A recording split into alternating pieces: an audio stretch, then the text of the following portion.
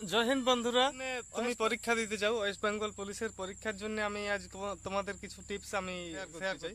তো ভিডিওটা আগে পুরো দেখো। দেখো, আমাদের 2024-এর প্রথম দিকে আমাদের ফর্ম ফিল আপ হয়েছে, এখন 25 শেষ হতে চলেছে। তো এখন আমাদের পরীক্ষা ডেট দিয়েছে নভেম্বরে।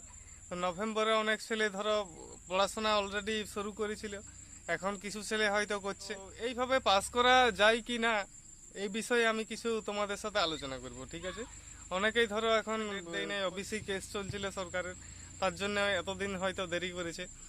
তো অনেকেই গরিব পরিবারের সন্তান, সবাই হয়তো পড়াশোনা ঠিকঠাক করতে পারছে না, হয়তো তাকে সাংসারিক চাপে কাজ করতে হয়, কাজের ফাঁকেও পড়াশোনা করতে হয়। তো এইভাবে অনেক ছেলেদেরই স্বপ্ন ভেঙে যায়। তো তুমি আগার তোমার স্বপ্নটাকে তুমি পূর্ণ করতে চাও, তো তোমার জন্য এই ভিডিওটা পুরো দেখো, ঠিক আছে? দেখো, ওয়েস্ট বেঙ্গল পুলিশের আমাদের কনস্টেবলের পরীক্ষা এখন নভেম্বরে, আর যে সাব ইন্সপেক্টরের পরীক্ষা ওটা অক্টোবরের 12 তারিখে। তো সবাই এখন অনেক প্রস্তুতিও নিয়েছে, অনেক তৈরিও হয়েছে।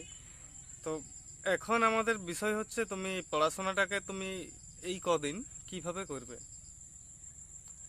এইভাবে তুমি এখন যদি পড়াশোনা তুমি জোরেই করতে যাও, বা নিজের যদি তুমি কোনো রকম যদি তুমি ফাঁকি দাও, তো এইভাবে সফল তুমি 100% হতে পারবে না। আর অনেক ছেলে দেখবে খুব পড়াশোনা করবে 7 ঘন্টা 8 ঘন্টা, তাও হয়তো সফলতা পাওয়া যায় না। একটাই এখন আমাদের মাথার মধ্যে এখন একটাই চিন্তাধারা রাখা দরকার, যে তুমি অনেকদিন ধরেই প্রস্তুতি নিয়েছো। তো আমাদের এখন 100 নাম্বারের পরীক্ষা হবে, 100 নাম্বারের মধ্যে 15 নাম্বার ইন্টারভিউর জন্য সরকার ওইটা রেখে দেয়। এখন আমাদের 85 নাম্বারের পরীক্ষা হবে, ঠিক আছে? তো ম্যাথে 25 নাম্বার রয়েছে, রিজনিংয়ে 25 নাম্বার রয়েছে, জিকেতে 25 নাম্বার রয়েছে, তো ইংলিশে 10 নাম্বার। এইগুলোকে তুমি যদি ফলো করো, তোমার 100% এইবারে পাস হওয়ার চান্স তোমার 100% কেন, তোমার 200%, তোমার 100 থেকেও বেশি, 200% তুমি চান্সের দিকে এগিয়ে থাকবে। প্রথমে যদি তুমি এক্সামটাকে পাস করো, এক্সাম তুমি পাস করার জন্য ম্যাথ জোর প্র্যাকটিস করো, 7 থেকে 8 ঘন্টা এক এক দিন ম্যাথ প্র্যাকটিস করো, যেগুলোই তুমি দুর্বল রয়েছো। রিজনিং যদি কিছু জানো, তো রিজনিংটা একটু কম করো, ওইটা 1-1.5 ঘন্টা রিজনিং প্র্যাকটিস করো। জিকে একটু বন্ধুদের সাথে শেয়ার করবে, গ্রুপ স্টাডি করবে, যতটা পারবে গ্রুপ স্টাডি করবে। গ্রুপ স্টাডিতে জিকে বেশি মনে থাকে, ঠিক আছে? এবং তুমি যদি নতুন এবছর পরীক্ষা দাও, তো ওইভাবে গ্রুপ স্টাডি করবে, দেখবে তোমার অনেকটা পজিটিভ তুমি থিঙ্কিং পাবে, এবং অনেক কিছু মনেও থাকবে। অঙ্ক প্র্যাকটিস করো, রিজনিং প্র্যাকটিস করো, ইংলিশ ওইটাও গ্রুপ স্টাডির মধ্যে রাখো। এই দুটো প্র্যাকটিস করো, ম্যাথ এবং রিজনিং।